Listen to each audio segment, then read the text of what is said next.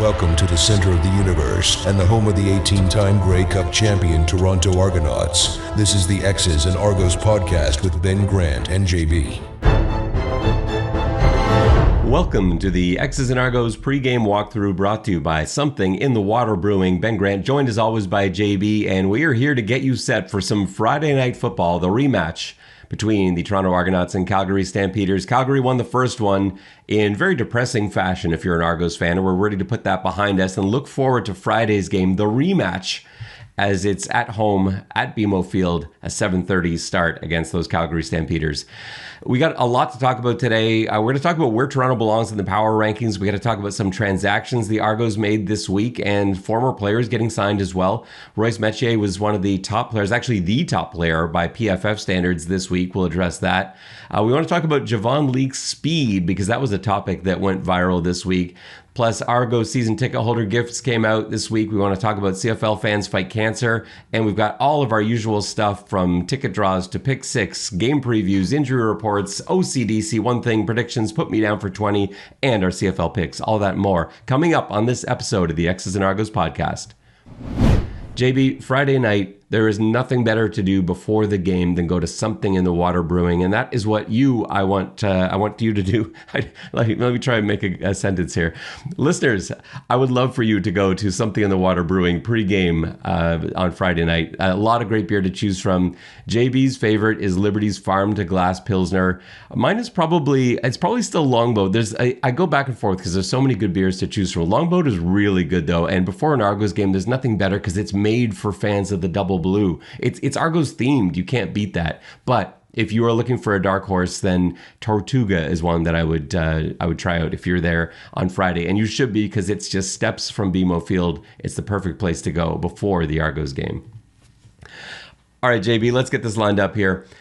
Power rankings this week are all over the place and I totally get it because I have to fill out power rankings every week for 3 Down Nation, and I put down 1, Montreal Alouettes, and then I was lost. I was lost after that because who was 2? The team that just got their doors blown off by Winnipeg, Ottawa. I couldn't put that down as number 2. It just doesn't. That's just not what I see. And I had the Argos a little ways back because they've been struggling as of late. But some polls had them as low as 9, and it was pretty common to see them in 6, 7, 8. Where do they sit right now, JB? Where does this Argos team deserve to be? Is 7, where we're seeing them play so frequently, the right spot for them? I mean, I guess it's kind of a weird or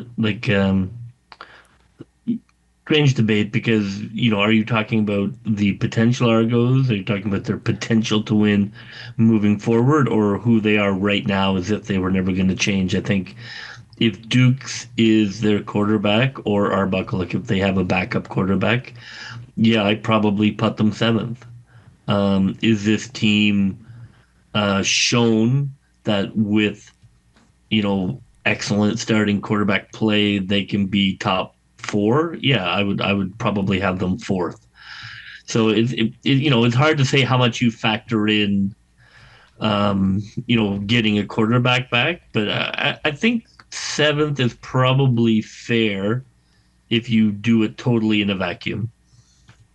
It's such a tough one to do because there aren't usually a lot of parameters. You're not given a lot of rules for power rankings. Just rank the teams. And like you said, yeah, is this at the end of the day? Is this right now at the moment? But yeah, they're playing 500 football. That said, there's some teams in the league that I'm just not a believer in and have just found ways to win. And I have trouble putting the Argos behind them. And yet, you look at the standings at the end of the day, what matters are wins and losses. And so the Argos getting put, this is, it's unusual coming off a season where they could do no wrong and where every game seemed like a win.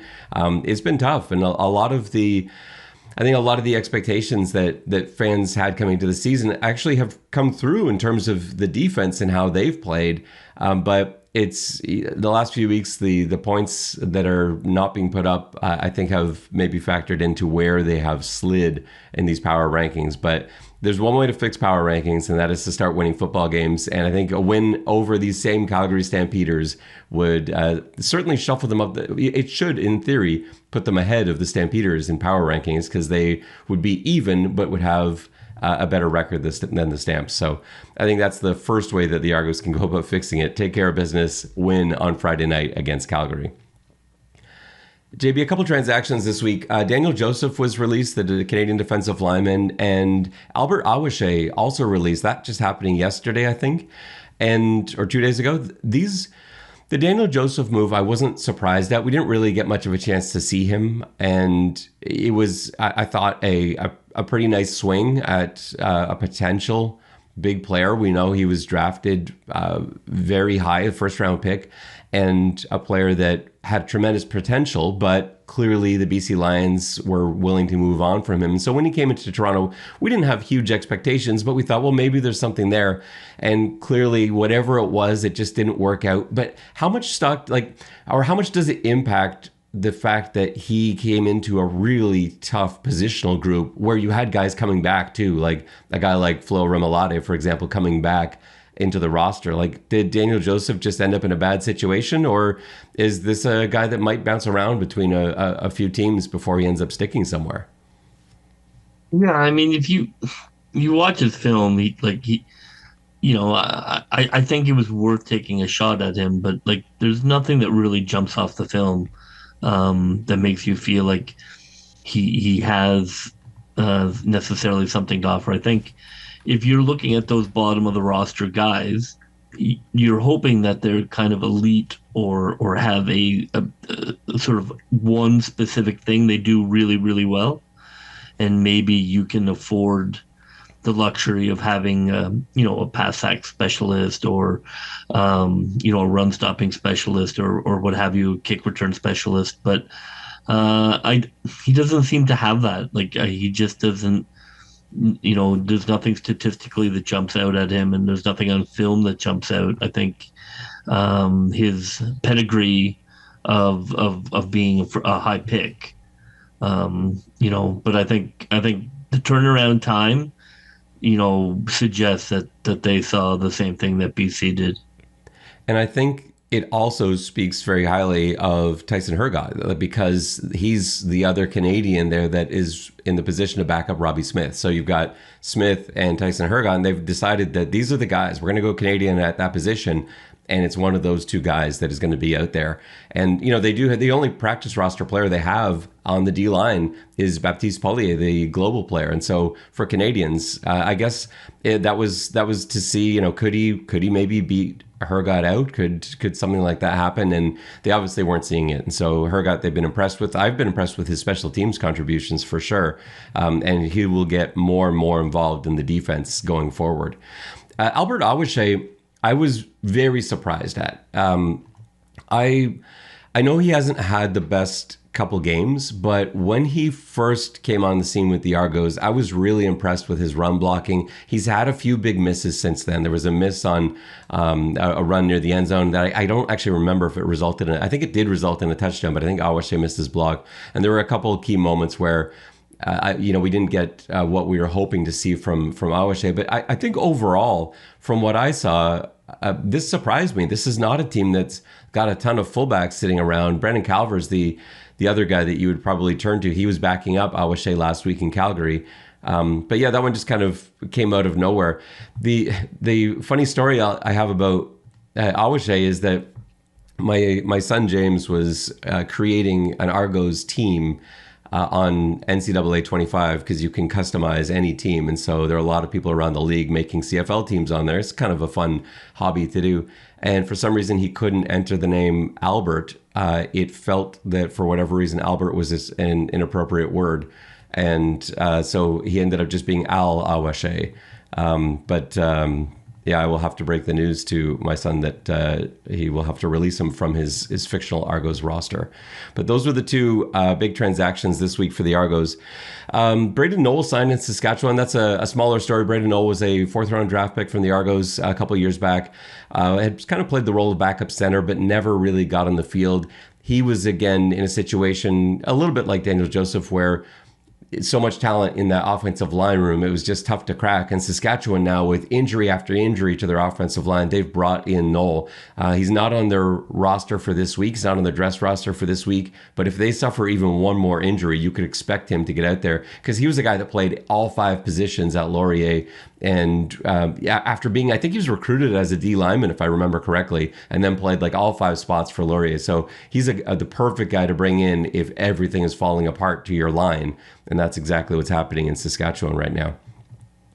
Royce Metier, PFF's top performer of Week 9. No surprise there, JB. He had an outstanding game against Calgary, even if not everybody on the team can say that. He was, he sort of led that first half, which was terrific. And to be honest, he's having a terrific season. I mean, I would suggest that he is, the best Argo defensive player from the first half of the season. In terms of, McManus has missed, a game now, and he'd be right there. But I think, Metier, deserves recognition as, he's not the impact that, that Pickett was, but I would say he has been the most consistent Argos defender. I think that's a tough argument when you look. I know Brinkman's missed now a couple of games, but Brinkman is such a difference maker. McManus, I know just one game, but he's been so impactful. But where I do think there's something to what you're saying is that this is not the same secondary that the Argos brought out last year, and you're putting out inexperienced corners and looking for somebody to hold that DB room together. You lose your Sam Backer really early on. You've got 2 inexperienced corners that are getting mixed in and out. You lose one of them as well. Your boundary halfback changes, where Mason Pierce is out for a game, and Metier is the consistent. Amos too, those 2 guys, I think, back there, and he's had a good season as well, Deshaun Amos, and those 2 guys have, I think, really done a good job of kind of galvanizing that unit, just kind of keeping them together. And they were a problem early in the season. That unit was the thing that fans were most concerned about, and that's changed dramatically. No longer, the last few games, no one's talking about the secondary. There are other problems to talk about, but no one's pointing fingers in the secondary. And I think a lot of that goes to the leadership, both what we see on the field and also with the leadership they provide off the field in Royce Metier and Deshaun Amos. So yeah, Metier, well deserving of those PFF honors, no doubt. Javon Leake this week, former Argonaut, return specialist, this week was clocked at 35.8 kilometers an hour. I just kind of put out a tweet this week about how that was actually a faster speed. When you convert that to miles per hour, I think that ended up, just off the top of my head now, but I think it ended up being 22.24 or something like that. And it would have been faster than any NFL ball carrier ran this past season in the NFL. The fastest there was 1/100th of a second behind, and that was DK Metcalf. Canadian Chase Brown was second, and third was Tyreek Hill, which probably seems less surprising. I think having a Canadian running back and a really big wide receiver being 1-2 maybe surprised some people, but people were... This tweet got so much action, and people were complaining about it, bragging about it. We had every manner of reaction. And I think the reason people got upset about this is that Javon Leake's 40 time was 4.65. And so they look at that and say, well, how can he be faster than every NFL ball carrier? But I think you only have to look at the NFL ball carriers that are the fastest and say, well, these guys aren't the guys with the fastest 40 times. Like Chase Brown and DK Metcalf, they didn't have faster 40 times than every other ball carrier. They were fast. But sometimes 40 isn't necessarily indicative of your play speed. And I'm sure you've seen that in your experience coaching too. Yeah, for sure. I mean, otherwise you would just hire track stars. Right. Well, there's a few reasons you don't just hire track stars, but yeah, no, it doesn't always convert that way. No, you have to, especially, at running back, the question becomes, how well do you read your gaps, and how well are you able to stay low and keep your shoulder pads low, and then how quickly can you get to acceleration, where you're running full speed because you're reading your blocks really well. It's a combination of things for sure. But usually at running back, that's really surprising. I know we saw Leake as a returner, and he was so unusual because his second and third gear is so fast, and maybe that suggests like why the 40 time is a little different, because he is not a first 10 meters guy for sure. Like he is after that first 10 meters, that's when he really separates. Yeah, I think that's it. You look at a player like him, I think that explains it pretty well, because those runs that he was timed on, I think that one specifically, I think was the 61-yarder. And so that's a long way to go. And you have time to really, gear up and turn on those afterburners. And that's what he did. So, I don't know how I don't understand any of the GPS stuff and these advanced analytics and stuff. So have no idea how this is being run. But I think what you have to chalk it up to is that not fast 40 times don't necessarily mean that you're going to be fast over 60 and vice versa. And Javon Leake seemed to have found another gear there, and really he showed that off twice in that game against Saskatchewan. That was all the former Argos showing up for that one, and Trey Ford, of course, bring them all together for that big win over Saskatchewan. The other tweet that I had this week that got a surprising amount of, just something that I put out last night. It was just a thought I had. I've been thinking a lot about the CFL not having a 10th team, and this isn't a time or a place for this conversation. We've had it before. This is off-season talk, but it just surprised me that I just kind of tweeted that I spent a lot of time thinking about Canada, or CFL, needing a 10th team. And I got a billion responses, half of which are CFL sucks, and half of which are, yes, we do. I think this city, I think this city, I think this city. JB, you're in Halifax right now. Has anyone said a word about the CFL since you arrived a few weeks ago? No. Look, I don't. I want to relitigate it, but I will say that, that last year's game was really successful here. I would have loved to have seen a 2 or 3 year in Halifax pattern to try and build a sort of excitement, for it. I don't think people miss it currently in Halifax, and so there are other reasons why they can't get the ownership going. But I wish they had spent a couple more years kind of building it up, because it really did go fantastic last year. I thought that everybody I know who went had a great time, but just kind of felt like a one-off. It's hard. There's not a huge football tradition in the Maritimes. Of course, the universities all play football, but generally they get beaten by Quebec teams now, and it's just not. Football just doesn't exist here the way it does in some other provinces, especially at the high school level. It's just not the same thing. So, it's a hard push, but I wish they had come back, especially since I'm here. Yes, yeah, no, it would be very good to have our own correspondent for a few weeks of the year. Would be great. Too bad. Yeah, no, it is, and I think it just sticks with me because I hate the bye week system right now, and that every time I'm looking at whichever team is on bye and whichever team is coming off to play on a short rest against a team that's just coming off a bye, whatever else, every week that comes up, and I'm like, why is it like this? And I'm like, because there's 9 teams, and that 10th team, it would not just fix the byes, but that would be enough alone. I don't even care where the team could be in my basement. It doesn't matter to me what city. I'd prefer Halifax because I think it's great to have an East Coast team. I would love a team in Quebec. That'd be great. A team wherever you put a team, it doesn't matter to me. I just want there to be a team so that we can have 10, and then there aren't these ridiculous scheduling issues that we seem to have every single week. All right, that is enough of that. MLSE would be interested in a second Toronto team. Yeah, I don't think they would take that on right now. People have talked about London and talked about Windsor, and I just don't see those things. I think Ontario is full at the moment for CFL teams. Yeah, Anyways, I still think Halifax is a possibility, but I know they're having a hard time finding somebody who's willing to be the face of it.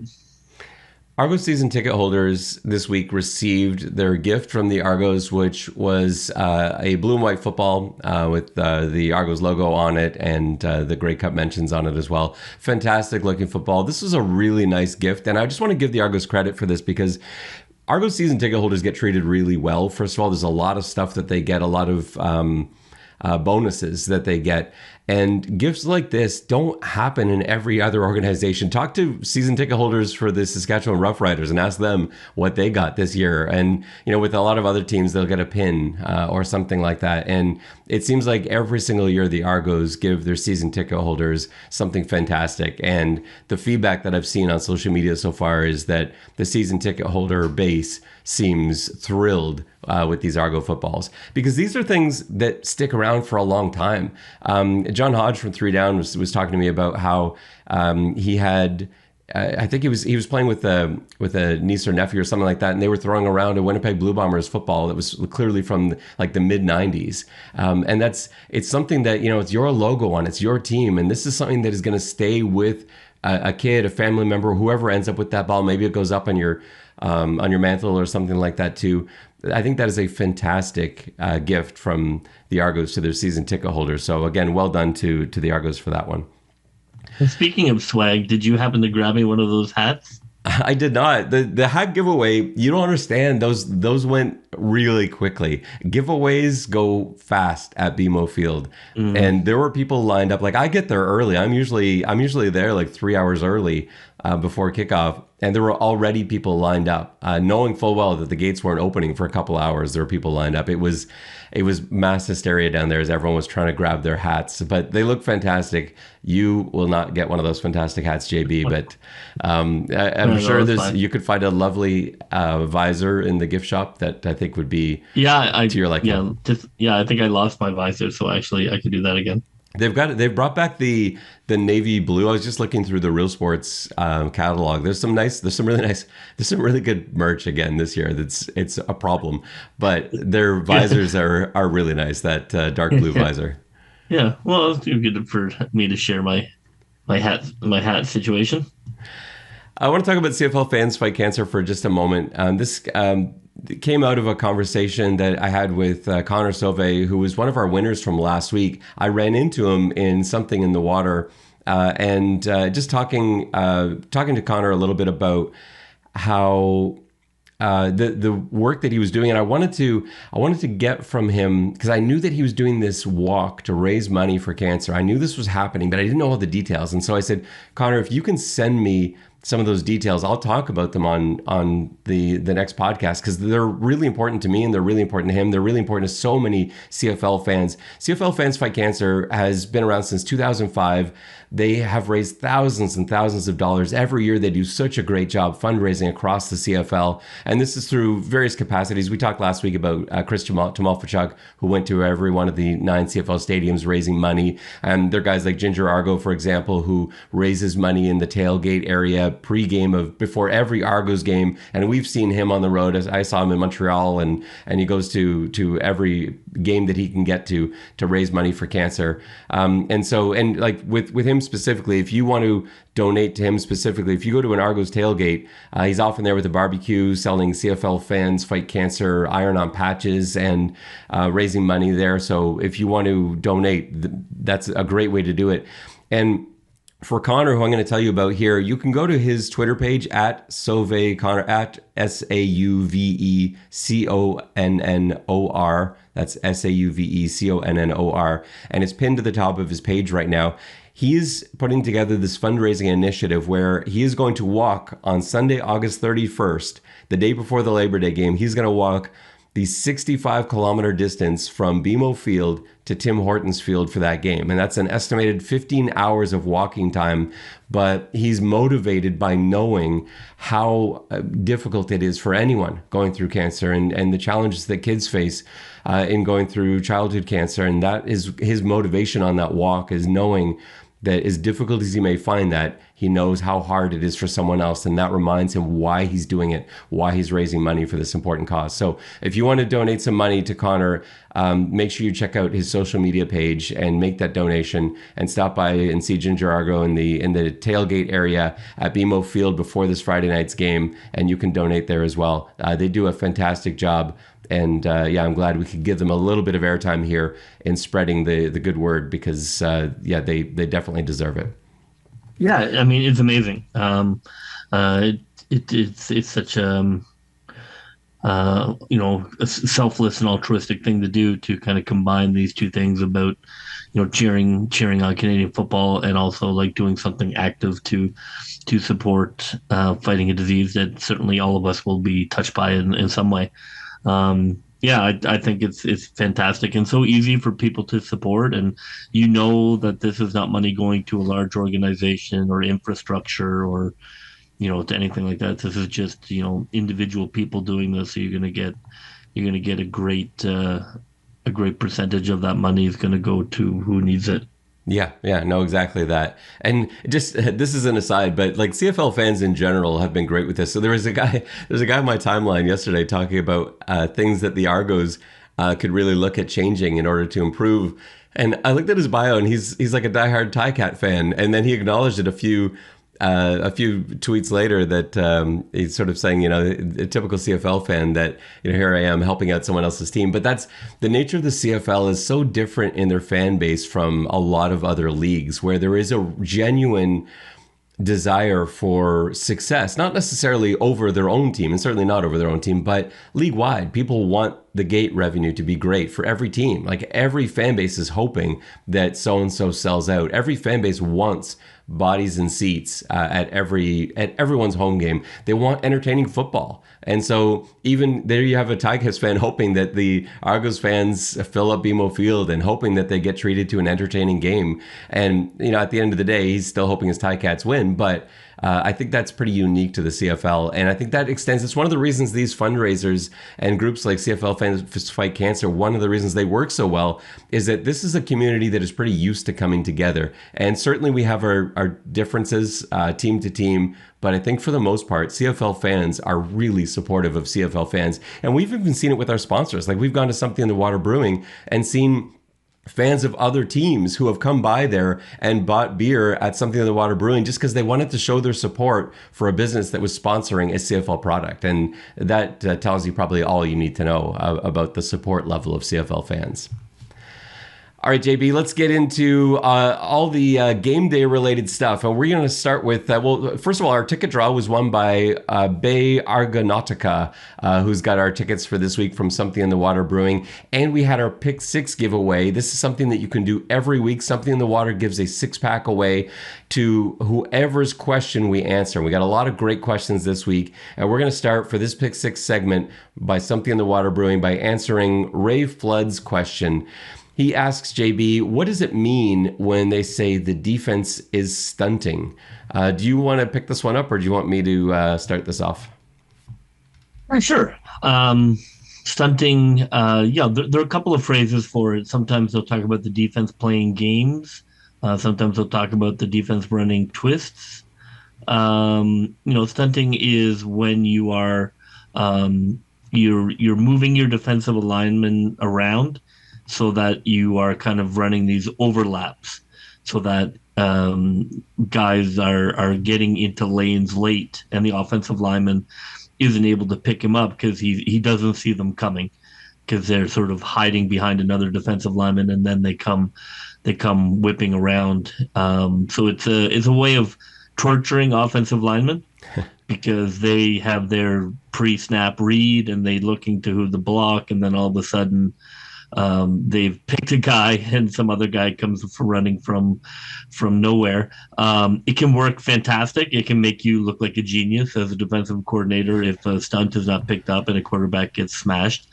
But if the stunt does get picked up, then you are in trouble because now you have a huge gap.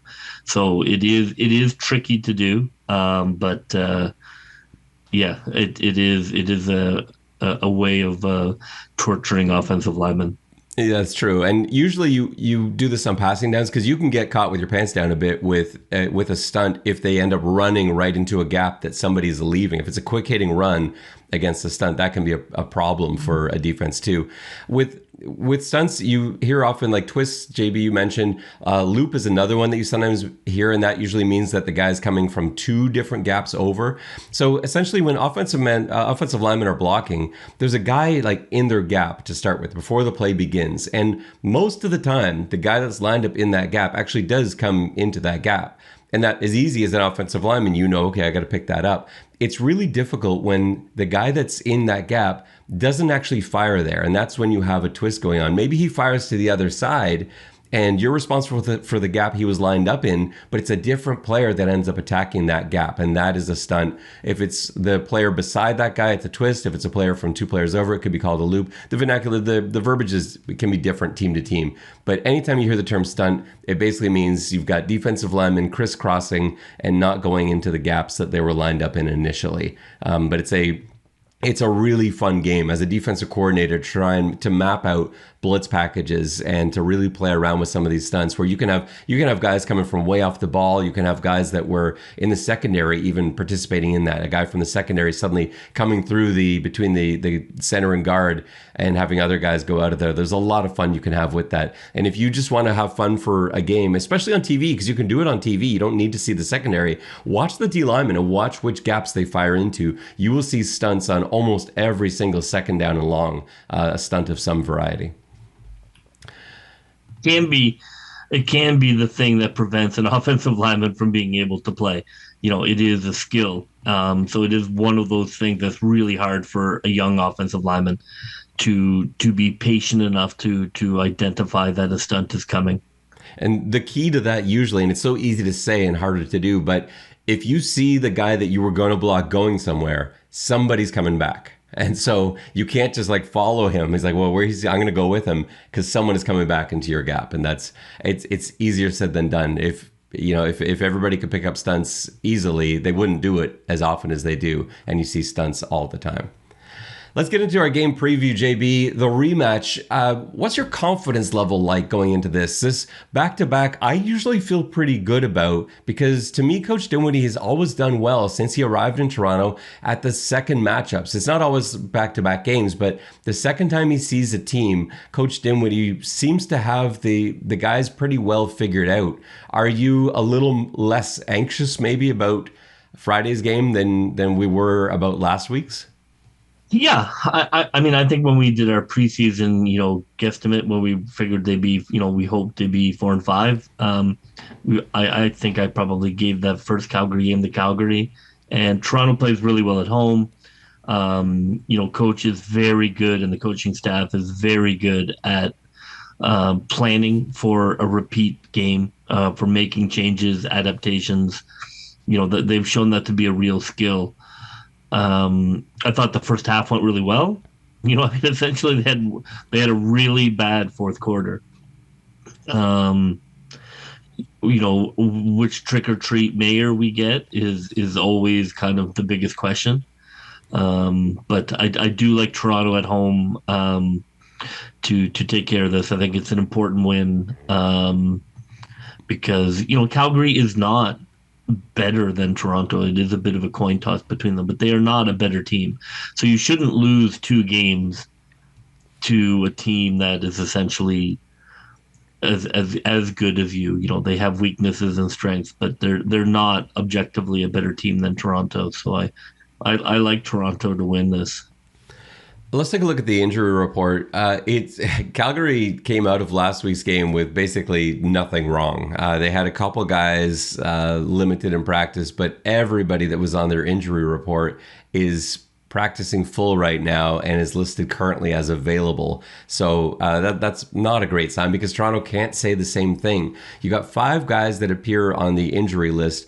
4 of them are bad news. 1 of them is good news. Let's just go through it here. So Dan Adeboboye at running back, he was limited in practice Tuesday and today. He's listed as questionable right now, so we'll have to wait and see if he makes that game day roster.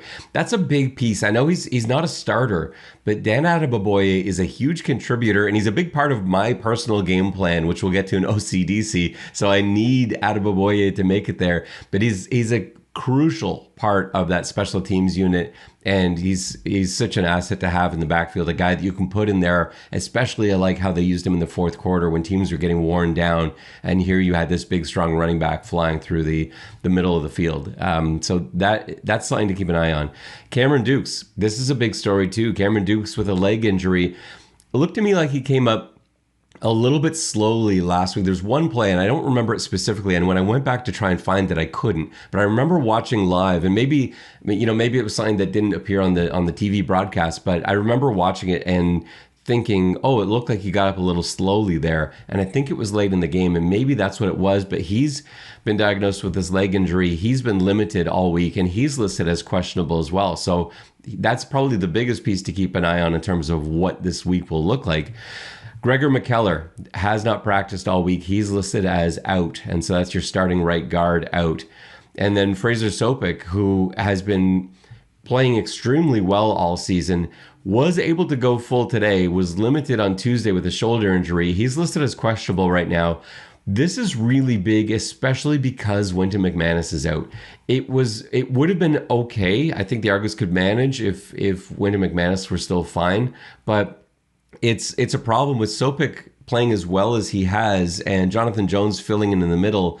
It's a big loss if he's not able to go. And so we'll have to keep our eyes on that one too. And then the one piece of good news, Dylan Giffen, who has been on the 6-game injured list and was just renewed for an extension on that same 6-game injured list, practiced full today and is listed as available. And that to me signals he's going to go. I think he will be the starting right guard once the team puts out their depth chart tomorrow, and once they line up on the field on Friday night. I think that's how that's shaping up. And he was playing some great football, so to get him back, I think, is massive when you're losing someone like Gregor McKellar. The replacement of Dylan Giffen, to me, is almost an even exchange. All right, JB, let's get into your favorite segment. It's OCDC. For OCDC, we're going to start with the good guys. We start with the bad guys. We never start with the good guys. We'll keep it the same. Let's start with the bad guys. Calgary Stampeders. Let's do the offensive plan first. For Calgary, if I'm the offensive coordinator of the Calgary Stampeders, I like what I saw in a few of those end-arounds and jet sweeps last week. There seemed to be some vulnerability there. And to me as a coordinator, when I see that vulnerability, I'm not necessarily going right back to that, although I will. I'm going to test that just to see if the team has improved upon it. But my expectation is that they will have. They'll have seen that on film, they'll have addressed it in practice, and they'll say, okay, hey, next time we get any manner of end-around, because they ran a bunch of different-looking jets last week, and they all seem to work. So anytime we get that, this is how we're going to respond to it. This is what we're going to do. The key, I think, for Calgary this week is have stuff off of that same look. Get that fake jet counter going the other way. Get the fake jet pass over top going. Get the jet option pass going. Anything off of a jet sweep you should have in for this week, because you can bet that Toronto's looking to clean that up. And anytime a team is looking to clean that up, they've been hearing in practice all week, we can't allow this play to happen. You have to look to take advantage of their tendencies now. And so I'm not saying you build your whole offense around just jet sweeps. You can't do that. That's not, OCDC is never saying only run these plays, only run draw plays, whatever. We're just saying these are things that we'd like to see sprinkled in. And so that's something that I'd like to see sprinkled in. Quick screens as well, deep sideline shots, all the same stuff I talked about last week. I think it's there, and Calgary should try and exploit that. That's how I would attack the Argonauts if I was the Stampeders. JB, what are you doing if you are the Stampeders defense? Well, I mean, I guess it depends whether Dukes is in or not. I mean, I think if Dukes is in, then you're going to play that second half. You're going to play tight press defense. You're going to take away first look. You're going to, you're going to push to try and get pressure. I don't think you're worried about the running game. Dukes has shown that essentially if you keep your lanes, he will, you can collapse that pocket on him because he is not going to make that tight throw. And it's open for debate how open those Argos are when it comes to tight press defenses. We're not totally built for playing that style. So I mean, I think the simplest. I think that's what that's what's worked. That's what the league has done. I mean, the Argos are 9th in overall offense. So the league has figured out that that you can collapse that pocket and you can really push it because they're just not able to get off press. Switching over to the good guys, I have a different plan this week.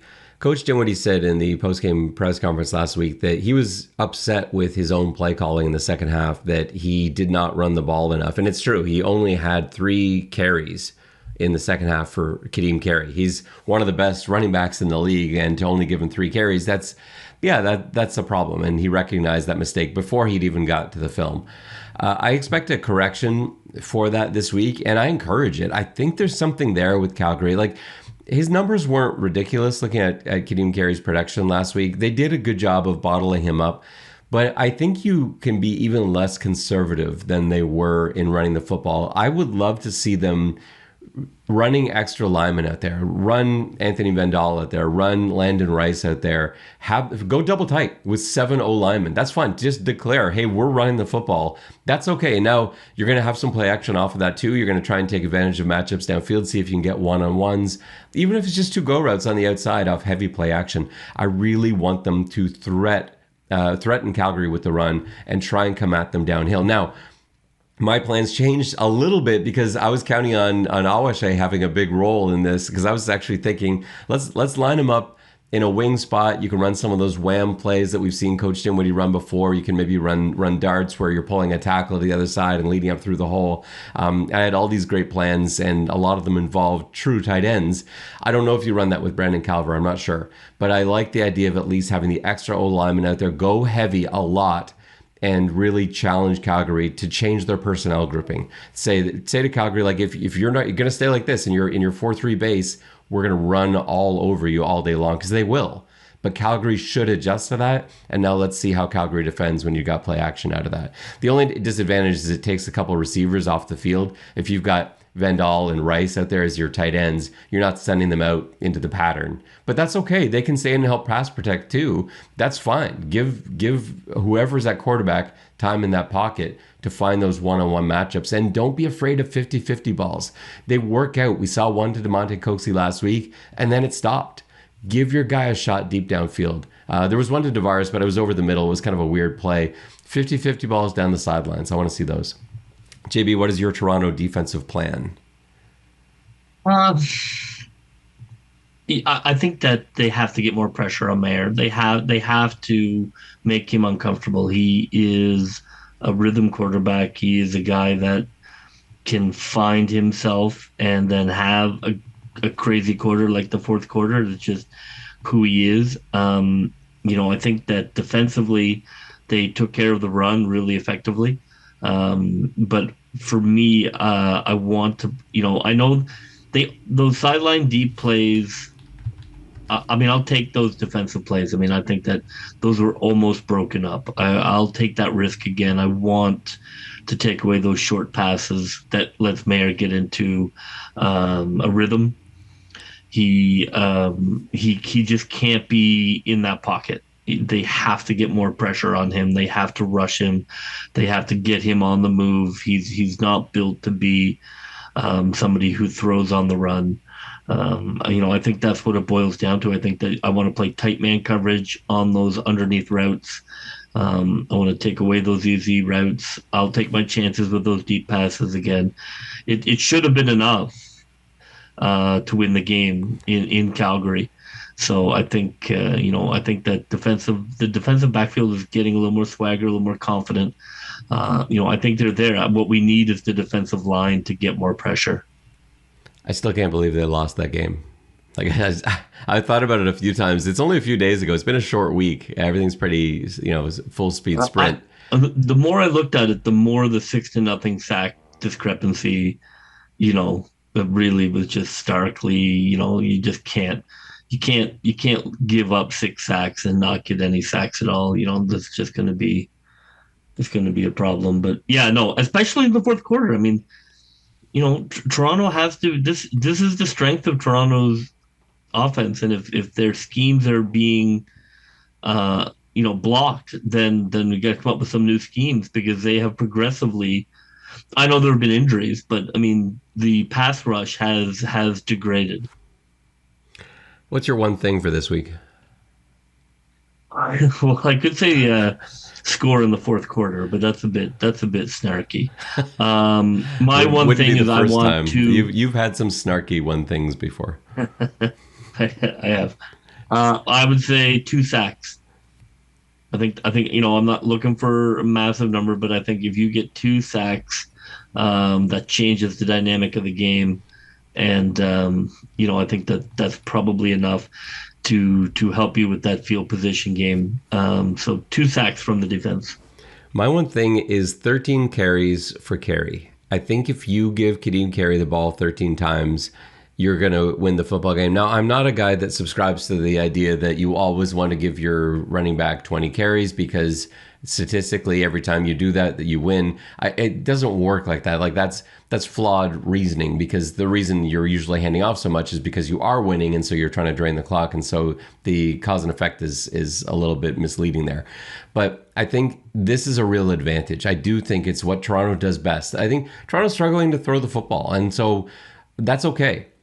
There's another thing you can do with the football. You can run with it. And I think Toronto's got to embrace that. They're good at it too. Their lineman and Giffen coming back, if he's out there, and we don't know if he will be yet, but I suspect he will, get running the football. These guys are great run blockers. Nicastro is awesome to run behind. Both of those tackles, Isaiah Cage has been run blocking his tail off the last couple of weeks. Run behind these guys and get that added weight out there in Rice and Vendal, whoever it is. Move bodies downfield. So 13 plus carries for Kadeem Carey.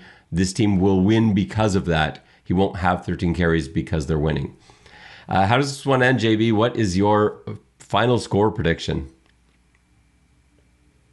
I'm going to take Toronto getting a touchdown from the defense. I think that they are successful in getting the offense going a little bit. I have Toronto 27, Calgary 21. And I'm sort of similar, but an even bigger margin. I actually think Toronto gets going this week. I think we see some real positives this week. They're going to be heading into a bye week. I think they put everything they've got out there. I think they're a better team than Calgary. I don't really see it from the Stampeders. I think Calgary's done well to get to 4-4. I think they've taken advantage of some opportunities that were presented to them. I think Toronto's a better football team, and I think you're going to see that on Friday night. I think they start running away with this, and I think they put up some points. I think Toronto wins 30-17 is my final score prediction. Okay, JB, let's get into a segment I don't even know how we feel about right now. This is Put Me Down for 20. And if you're new to the podcast, this is a segment where we put golden fleeces on the line. A bit of a betting advice segment, although you should never take any of our betting advice seriously, especially mine these last couple of weeks. We started with 200 golden fleeces. We put 20 on the line every week. One of those must be a wager on a Toronto Argonauts play. So, JB, last week you had the only win between us. It was a nice one. You had Winnipeg on the money line, and that came through like 5 minutes into the game. So plus 162 there. So you lost on your other one, but are still up over 6 golden fleeces on the week, and you are back into the black at 203. And some change. Well done. Yeah, big week. I lost both of mine. I'm now down to 224.5 golden fleeces. So give me your plays for this week. Where are you putting your golden fleeces? Well, I would have to say FanDuel. I love the FanDuel money line. I don't know if you want to briefly explain money line to people. Sure. If you're not familiar with that term, money line basically just means picking them to win. So there's no spread. And that's an advantage when they're an underdog. So if you're picking a heavy favorite on the money line, your return is going to be very minimal. It won't really make it worth your while. But if you like an underdog who might be a 3 or 4 or 5 point underdog, something like that, and you think they're actually going to win the game, the money line pays more than even money, more than 1-to-1. So in the case of JB's win last week, that was a money line play where he wagered 10 golden fleeces. He got back his 10 golden fleeces and also 16 and almost a half more because Winnipeg was an underdog going into that game for whatever reason. So you are making a money line play. Where's your money line play? I love Saskatchewan to beat Ottawa. Yeah. like I will wear my cloak of ashes and swear fealty to Ottawa if Ottawa wins this game. I know I've been open in my disrespect to Ottawa, but it continues. Saskatchewan in Ottawa. I like Saskatchewan. I know they have quarterback issues, but I still think Saskatchewan gets it done because I like the juice at 142. Yep. All right. I'll put you down for that. What is your Argos fleece wager? And my Argos, it was not easy because the money line does not, or various betting companies do not love this game. So there's not a ton of juice on it. I liked the Argos to win and to hit the over. Over set at 49.5, and that will pay out at plus 240. Yes. And for my fleeces, very similar. I like those same two things. I also have Saskatchewan on the money line at plus 142. And like you, like I refuse to see it in Ottawa. And I don't know, I have nothing against the Ottawa Red Blacks. There's nothing against them at all. I just don't, I look up and down that roster and I watch them play every week. I watch them play Edmonton in back-to-back weeks and they look great for one of them. And the other one is just like, what, like, how does this team keep finding a way to win? But they do, and they keep making me look like an idiot because every week I pick against Ottawa, and they're well, you can see in the helmets behind me here. If you're one of our listeners who watches on YouTube, they're right up there in the standings, and they're certainly ahead of the Toronto Argonauts right now. But I don't know how they do it every week, so I'm betting against the Red Blacks, taking the Rough Riders, and then in my other play, it's just a straight up money line play on Toronto at plus 100 for my other 10 golden fleeces. I just think that's really good value there. I feel really confident about a Toronto win this week. I've only picked against them twice this year. Both times they lost. But I feel more confident in this one than I have in some of the other occasion in which I went with the Boatmen. So I think a Toronto win at plus 100 suits me just fine. And let's wrap it up with our CFL picks, JB. A little bit of a rough week for you after a hot start. You came flying out of the gates. You had Winnipeg with that upset win over BC, but then you had Hamilton beating Montreal. You had Saskatchewan beating Edmonton, and you had Toronto because you hedged beating the Stampeders. And so you are sitting at 19-17 right now. I wasn't much better. I was 2-2 with Montreal and Calgary wins. And so I am currently sitting at 23-13 on the season. I will give myself honors this week. First game is Saskatchewan at Ottawa. I am taking Saskatchewan. JB, will you be hedging? No, I'm in on Saskatchewan. Look, if I have to eat. If I have to eat some humble pie, I will, but I'm in on Saskatchewan. And Calgary at Toronto. I have taken Toronto for this one. Will you be hedging? I take Toronto at home all right, for no sure. hedging at all this week. This is my kind of... No. I got burned a little bit last week. I need to feel the. So Hamilton at Montreal in that rematch of the back-to-back. I'm taking Montreal. I think they win this game pretty easily. Even yeah. Who's going to play quarterback? I think Fajardo's going to play. So it's not official yet, but I think Fajardo's going to play. But even if they're not, I'm fine with Davis Alexander. I think Montreal wins that game no matter who they have at QB.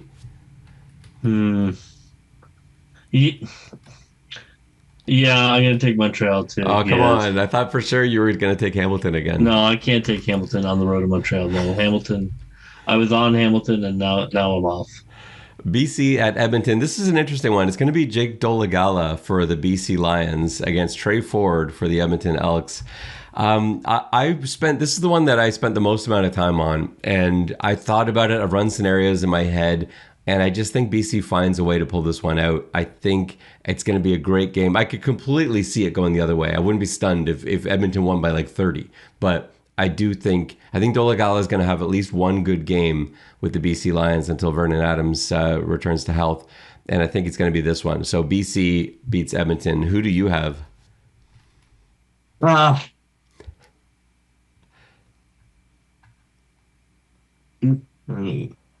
I love You know what? when, I'm I taking love when you Edmonton. have to when you have to pick Elks or Red Blacks or Tiger Cats. I love it. I know. I'm gonna take Edmonton. I gotta make some ground. I know they're at home, which is the kiss of death. Um, but they seem to have a little juice. This was the coach bounce. I thought that would come against that terrible Ottawa game. So I am taking the Elks, but this will be the last time I ever take the Elks if they lose. Famous last words. Well, that will just about do it for us on this pregame walkthrough episode of the X's and Argos podcast. Friday night, 7:30 at BMO Field, the Calgary Stampeders visiting your Toronto Argonauts. For JB, this is Ben Grant saying so long, and may all your pre-snap reads be good ones. I'll see ya.